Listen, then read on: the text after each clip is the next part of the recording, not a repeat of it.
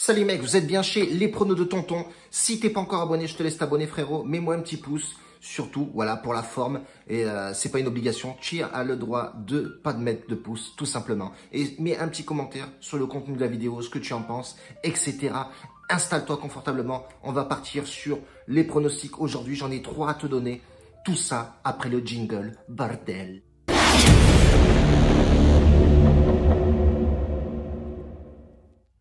Bon les gars, j'espère que vous allez bien. Hier, vous avez bien vu que le palier numéro 2 est passé tranquillement.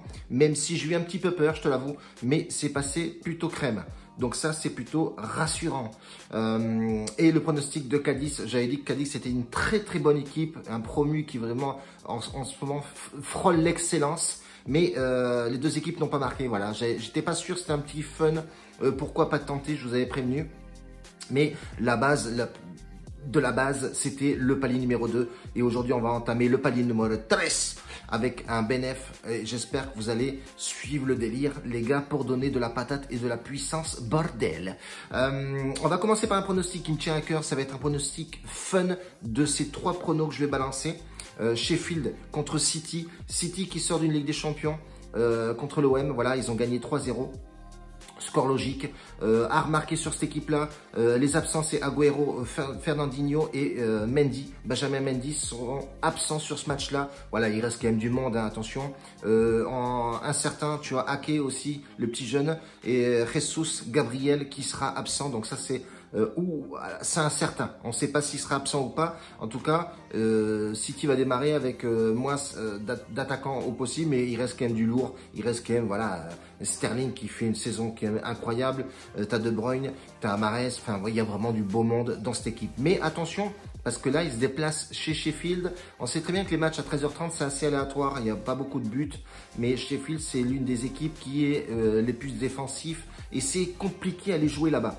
Donc là, on rencontre quand même des absents de marque. Mossé, le petit français, O'Connell et Fleck, qui sont des titulaires pas trop exploités. Mais voilà, ça pèse pas non plus dans l'effectif de Sheffield. Donc après, ce match-là va être compliqué à jouer pour City. Ça va être compliqué dans le sens où, ben voilà, hein, ils se déplacent déjà. Sheffield, on sait très bien qu'à domicile, ils sont très costauds. C'est une équipe qui a été promue aussi, qui est longuement, qui bataille toujours pour garder sa place en Première Ligue. Donc moi, sur ce match-là, comme je vous dis, ça va être un petit match un peu fun à jouer aujourd'hui. Ça va être le premier match de la journée, 13h30. Voilà, on sait très bien que ces matchs-là sont assez compliqués à jouer. Mais je pars sur Sheffield ou match nul. Voilà, la cote est à 2,75. Elle est plutôt sympathique. Pourquoi pas mettre un petit billet là-dessus, histoire de vibrer à 13h30 devant le match bébé. Deuxième match à jouer, ça va être Chelsea qui se déplace à Burnley. Pareil, Chelsea a joué en Ligue des Champions. Burnley, c'est chaotique. C'est 4 défaites. Et pour un match nul, en état de forme pour ces équipes-là, côté Burnley, je ne veux pas te dire, il n'y en a aucun. Voilà, c'est assez triste, c'est dégueulasse, tout simplement. Burnley, alors une fois, il y a des fulgurances, mais bon, franchement, honnêtement, sur les 5 derniers matchs, tu peux bien voir que 4 défaites à nul, c'est pas flamboyant. Chelsea, de son côté, est plutôt bien. C'est bien repris. On voit que sur les 5 derniers matchs, c'est assez propre. 3 nuls quand même, hein, 3 nuls et 2 victoires. On voit effectivement que le gardien de but est vraiment à souligner. Voilà, il fait des clean sheets à tout va. Donc voilà, c'est vraiment un Chelsea très en forme avec du banc, avec de l'effectif. On a bien vu Timo Werner qui arrive de Leipzig, fait un très bon boulot aussi. On a un Giroud derrière. Franchement, on a une équipe offensive et très jeune. Donc c'est très sympa à voir jouer. Ça se joue à 16h. Et sur ce match-là, je partirai plus sur le over 2,5 buts sur ce match parce que c'est une équipe très offensive. Ça claque beaucoup de buts. Et Burnley, on peut voir effectivement que sur les 5 derniers matchs, ça a pris carton plein en termes de buts. Et tout simplement dégueulasse. Point barre. Palier numéro 13.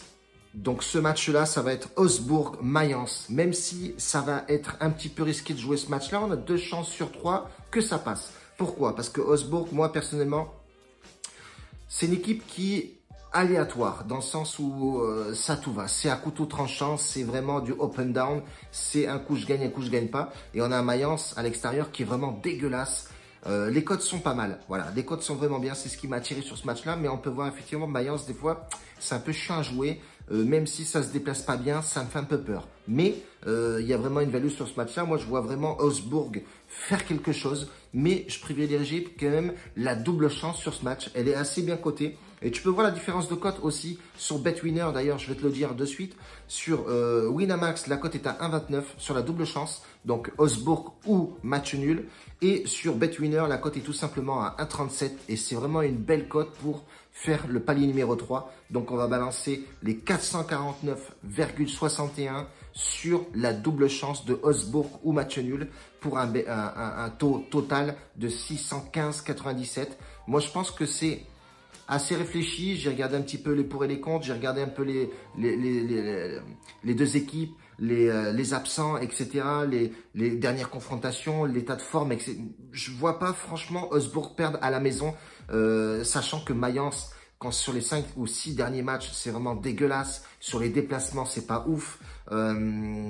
Après, voilà, c'est le football, tout peut arriver, mais on a 2 chances sur 3 que ce pronostic passe, bien entendu. Lundi, je ferai une petite vidéo assez spéciale. Ça va être les petites astuces de tonton. D'ailleurs, dans les commentaires, les mecs me donnent pas mal d'idées sur Telegram aussi, sur Snap également. Les mecs donnent leur petit... D'ailleurs, le nom, la nouvelle chaîne, je le changerai plus. Ça a été vu avec mes abonnés. Donc, voilà, les pronos de tonton. Moi, je trouve que c'est sympathique. C'est familier. Voilà, moi, c'est tout ce que je veux. C'est tout ce qu'on recherche, nous, sur la chaîne. Et les lundis, ça va être les petites astuces de tonton. Voilà, comment aller parier, comment essayer de gérer ses mises, etc. Donc, je veux vraiment faire un truc construit lundi pour vous les mecs, avec des petites astuces sur la gestion de bankroll, etc.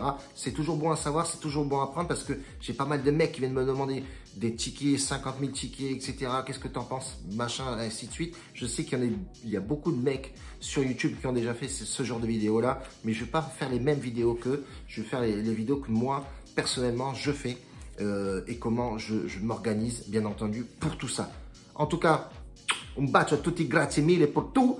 Et on part sur ces 3 matchs-là aujourd'hui. N'oubliez pas, les gars, allez sur BetWinner en force. Balancez votre premier dépôt. Et je vous garantis que les cotes sont vraiment très, très bonnes.